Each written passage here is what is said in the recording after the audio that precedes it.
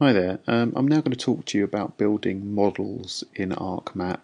Models are designed to create a series of workflows which can help you to achieve repetitive tasks time and time again without having to run through a load of particular procedures.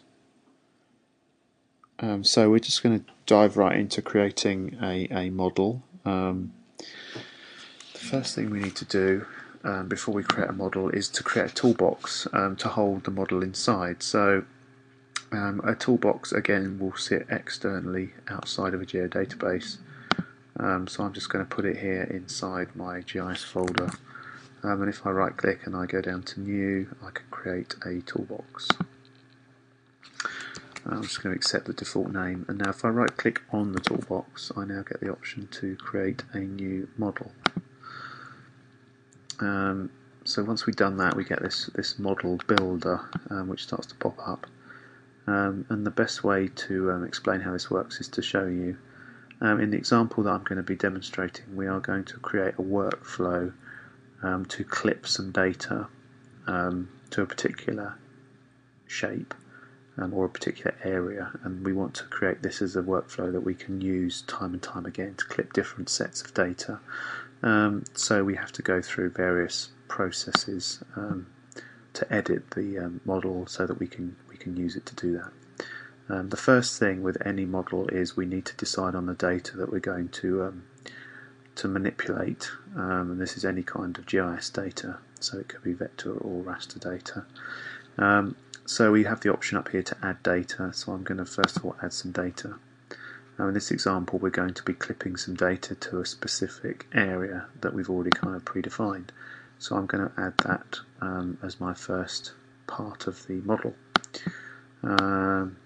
We also need to add some data that's going to be clipped, so I need to go and add some data that's going to be clipped just to get the model up and running. And then we're going to go back and edit the model and tweak the parameters to make it act in a slightly different way as we go through this example. So the first thing I'm going to do is go into my original data, and I'm going to grab the ancient woodland data.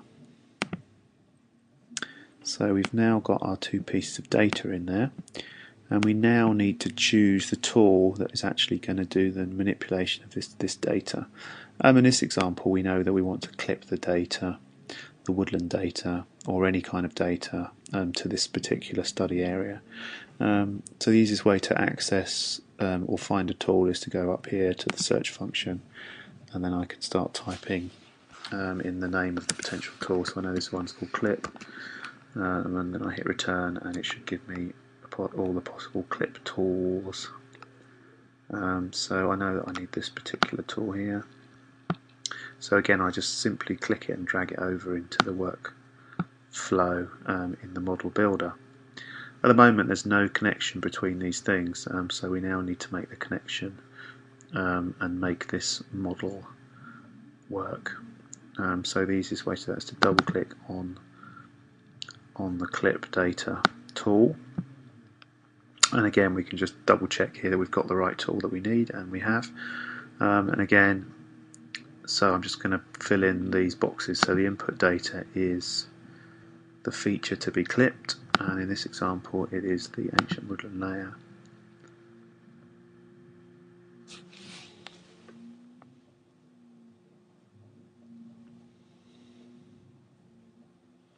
And now I need to choose the feature that's going to be clipped, or the input feature, which again is, in this case, is the study area.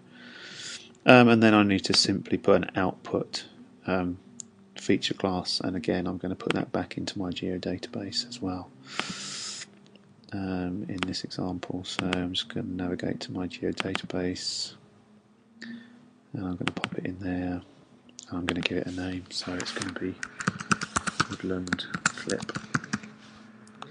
And then simply save that, and I'm going to hit OK.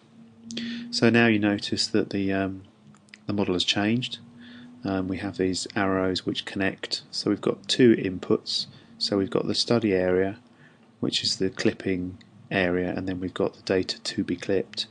And then we've got the process in the middle here, which is the clip, and then we've got an output, which is the feature class, or the clipped output. So if we now run that model, it would actually basically run through that process and clip the data automatically for us. We want to change this so that this model will be able to clip any data that we decide to run it through. So we need to make some alterations. There's several alterations we need to make. And the alterations we need to make are to the input and then to the output. The study area will always stay the same because that's the area we want to clip all our data to. So a couple of things we need to do. We need to double click this, and then we need to remove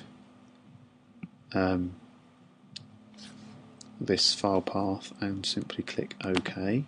And you'll now notice that this has gone white because we don't have a specific input. And I now need to right click on here, and I need to add a model parameter, or parameter, and that will allow us to choose the type of data that we want to run through the clip model.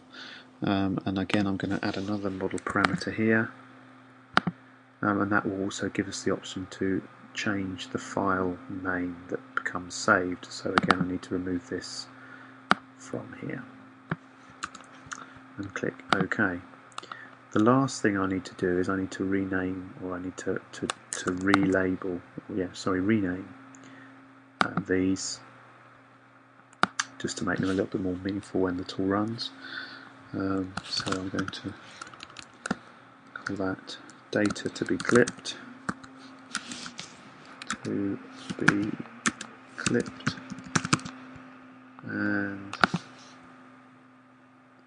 then again I'm going to rename this one here final clipped output, and then I'm going to click OK. I'm now going to save this model, and I'm going to close the model window. And so if we want to access that model and run it on some data, I simply go to my catalogue, and there we go, I can see the model that I've just created sitting under my toolbox. So if I double click on it, I get the little window appear. So it gives me an option to choose some data to be clipped, and then it gives me the option to create a file name for the output to be clipped.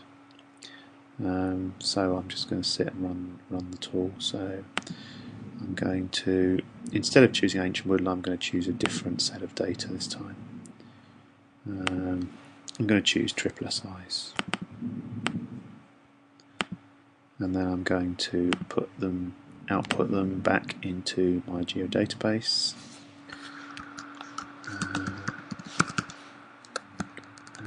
SSSI. Save that, and I'm going to now run the model, and then we should get the model running, and it's completed the task and it's added the data to our layers. So if we want to just double check that it's done the correct thing, we can drag the study area back into our window, and if I symbolize that as hollow, and I can now zoom to the layer, we can see that it's clipped out the triple SIs that are within our particular study area. There's a couple of enhancements we can do to the model, so I'm just going to go back, and again I'm going to right click on the model here in the toolbox, and I'm going to go down to the item description. And we can just tweak some of this information in here. So we can change the title, give it something more meaningful.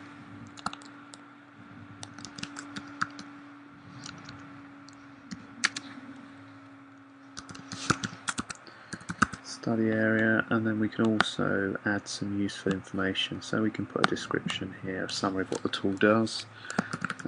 This tool will clip data to the wind farm study area, and then we can just go down here and put some more detail for the specific input and output, so just a little bit of guidance for somebody who might be using the tool. Choose some data to be clipped. I might choose some vector data to be clipped, and then I'm going to put again, so the output here, I'm going to say choose a file name and geo database to store your clipped data. And once I'm done, I can save that, and then I can just close that window down. And now if we run the tool again, so we go back to the toolbox and run it again, we should have a little bit more information here. So we've got this tool, tells me a little bit about the tool. And again, if I click on the two boxes, it tells me there choose some vector data to be clipped, and then I click on here, it says choose a file name. So that just makes the tool a little bit more useful, and of course these tools are designed to be shared with other people and emailed or sent around, and they're easily transportable and shareable with other people using this system. And of course that's just a very simple example of what you can do with the models. There's obviously a lot more you potentially can do using all the different tools that are already built into ArcMap by putting them together in a series of workflows as we've just described.